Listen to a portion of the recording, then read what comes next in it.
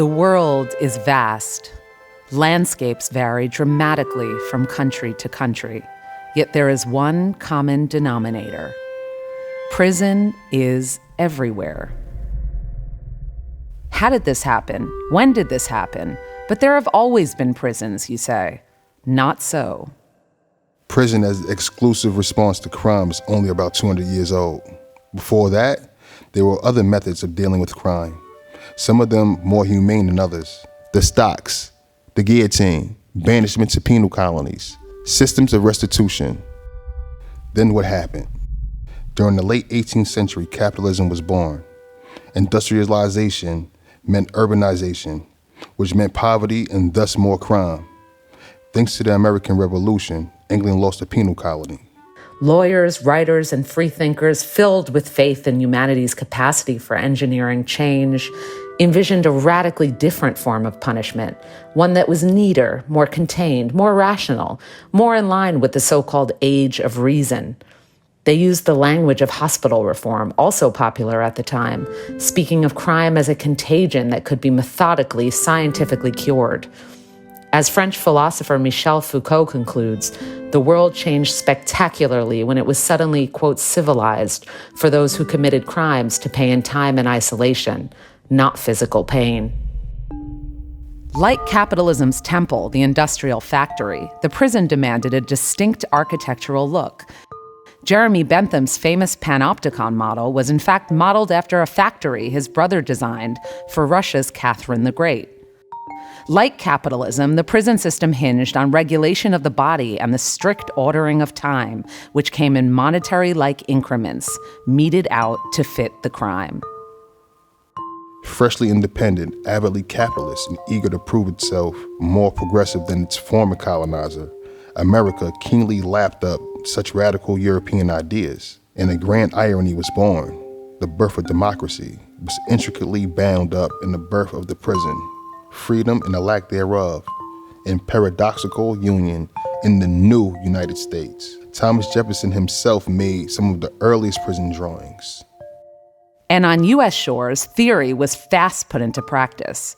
During the 1820s, the modern prison was born as two competing American models opened their doors.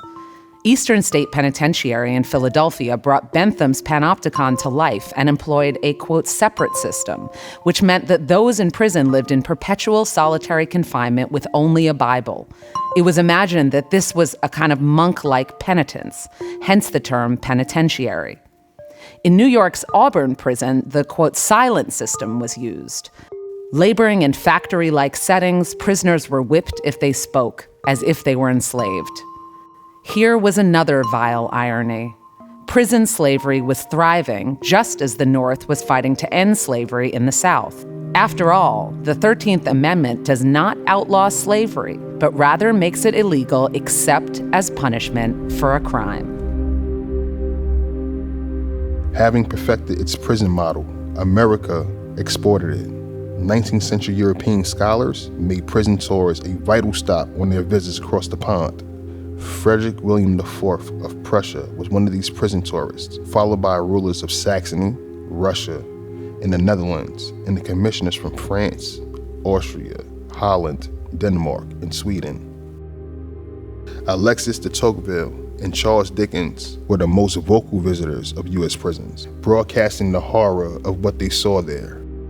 Dickens called the American prisoner a man buried alive, to be dug out in a slow round of years, and in the meantime, dead to everything but torturing anxieties and horrible despair. And so prisons weaved their way into the fabric of global culture throughout Europe and via its colonies around the world, from Spain to Colombia, China to Japan and India, all imitating the American model.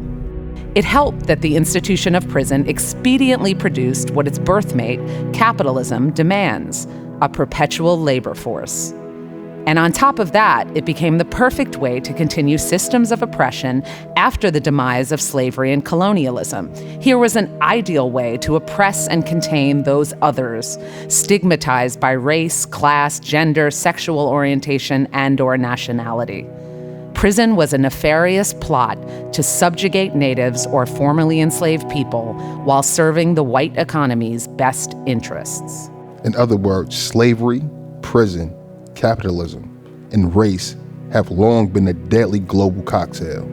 Here's how the nefarious process worked similarly around the world. Criminalize, quote, others by tilting the law against them, then incarcerate them and put them to work. In the United States, which now has 5% of the world's population, yet 25% of its prison's population, after the end of slavery's so-called, and I quote, black codes criminalized such things as loitering and joblessness, which meant that by 1870 in the South, black incarceration rates tripled those of whites.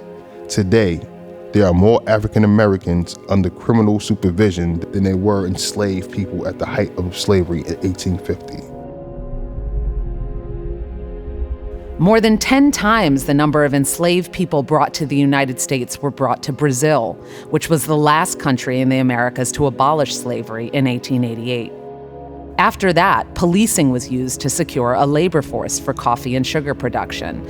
Tens of thousands of poor black Brazilians were arrested for misdemeanors: vagrancy, disorder, drunkenness, practicing of capoeira, and put to work or sentenced to stints in the army.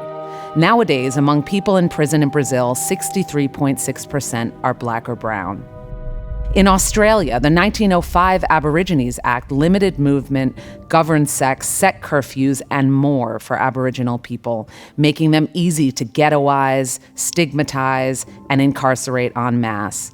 Another labor force manufactured by way of prisons, assigned to fill cells, and then further criminalized by a system that remains stacked against them.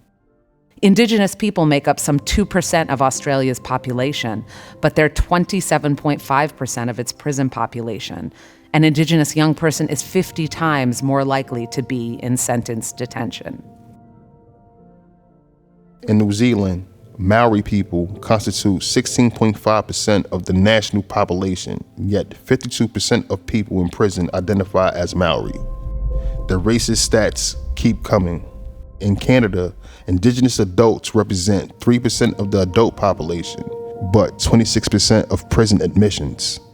In Europe, Roma people are over-incarcerated. In Hungary, for instance, Roma people make up around 40% of the prison population, despite representing 6% of the national population. In England and Wales, people from Black, Asian, and minority ethnic backgrounds constitute 14% of the general population, but 25% of its prison's population. Prisons, then, are about social control and systemic racism, not public safety. In fact, robust research continues to show that not only is there no correlation between incarceration rates and crime rates, globally speaking, but prisons actually increase crime by eroding community bonds and intensifying radical inequality, all at a literal and metaphorical cost to citizens worldwide.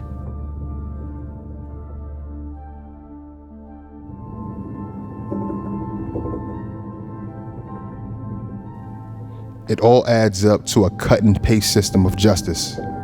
The crisis of prison looks almost identical in its racist horrors from one end of the world to another. But this means that solutions to this evil problem cut across national boundaries too.